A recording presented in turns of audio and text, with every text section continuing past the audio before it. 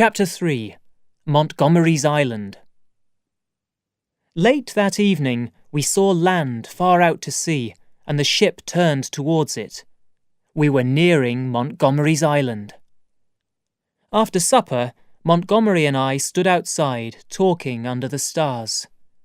I was interested to know more about his animals and his island home. But he seemed uncomfortable with my questions, so I soon changed the subject. We spoke about London and about science. But as we talked, my questions grew stronger in my mind. Why was a man of science living on an unknown island in the middle of the Pacific? Why was he taking the puma, rabbits, and dogs there? And who was that strange man who worked for him? I heard a noise behind me and turned.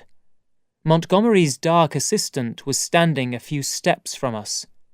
He looked quickly towards me. For a second or two, his eyes shone red in the lights of the ship. It frightened me terribly. I thought of the stories that I read as a child, of monsters and strange animals of the night. Then the man looked away, and Montgomery was saying, "I'm going to bed now. There'll be lots to do in the morning." I followed him down the ladder and went to my room. I slept little that night. I was woken many times, both by the noises of the dogs and by my terrible dreams. Early the next morning, I woke to a new sound. Someone above me was pushing the animal cages across the ship. I climbed the ladder. At the top, 6 men were carrying the puma in his cage to the side of the ship. A large man with white hair was now on board, talking to Montgomery. Next to them was a ladder down to a small boat that was waiting below. The captain, Davis, was there too. "We'll soon have a clean ship again," he was shouting. It was clear that he was still drunk. When the captain saw me, his rudeness from the night before began again. This was no surprise to me, but I never for a second imagined his next move. Pointing to the ladder down the side of the ship, Davis shouted, That way, Mr. No Money." "I don't understand," I said.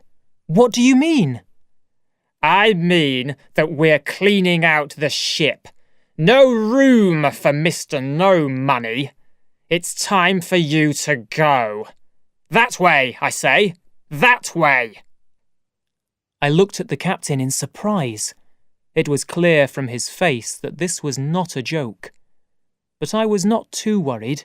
The idea of a journey across the ocean with the drunk captain and his unfriendly sailors was not much fun, and I wanted to find out more about Montgomery and his mysterious island. I turned to Montgomery, but the white-haired man next to him said quickly, "We can't have you." "You can't have me?" I asked, very worried now. "Well, Captain," I began. He stopped me. "That way now, Mr. No Money. If they don't want you, we'll put you back in your boat. The boat from the Lady Vane. You can't stay with us. Go, I say." "But Montgomery!" I cried. He shook his head and looked quickly at the man with white hair. "He's the boss. I can't help you," he seemed to say. I looked from the captain to Montgomery to the man with white hair. I cried to each man to help me, but none of them listened. When all of Montgomery's things were in his master's boat, it moved away from our ship towards a beach on the island, with Montgomery, his master, and Emling on board. The sailors then threw me roughly into the little boat where my troubles began 12 days before.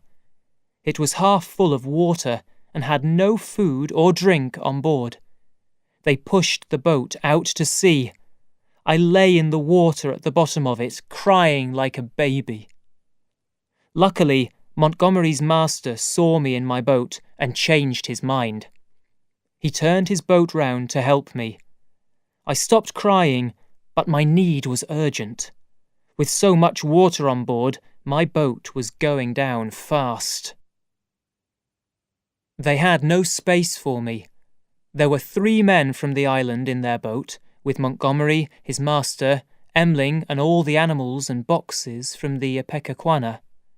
But I used a cup from their boat to get out the water in the bottom of mine. Then we tied the 2 boats together, and they pulled me slowly to land. As we travelled in this way, I looked more carefully at the people in the boat. I now saw that Montgomery's master, the white-haired man, was quite old, 60 or more. I remembered from the Ipecacuanha that he was a very tall man, but as he sat next to the other 3 men from the island, his head only reached their shoulders. Were the men of this island the tallest in the world? Their height was not the only unusual thing about them. They had long, straight, black hair like the hair on a horse's neck, and they were covered from head to foot in dirty white cotton. Under the cotton, I could see dark, strangely shaped faces with bright eyes and big teeth. As I looked at them, I started to feel ill. I quickly looked away. We were nearing the island. There was a beach of grey sand with tall trees behind it. Between the trees was a simple house circled by a big stone wall. Soon we landed on the beach. The 3 men in white cotton helped Montgomery to carry the boxes onto the sand. I realised then that they were not very tall, but their bodies were unusually long, and the top part of their legs very short. Their knees moved in a very strange way when they walked. As the white-haired man passed them with the dogs growled angrily at them. I smiled gratefully as Montgomery's master came towards me. "Montgomery says that you're a man of science," he said. "We're scientists here too, you know, biologists. You'll probably be with us for 12 months or more. Ships don't pass this island very often."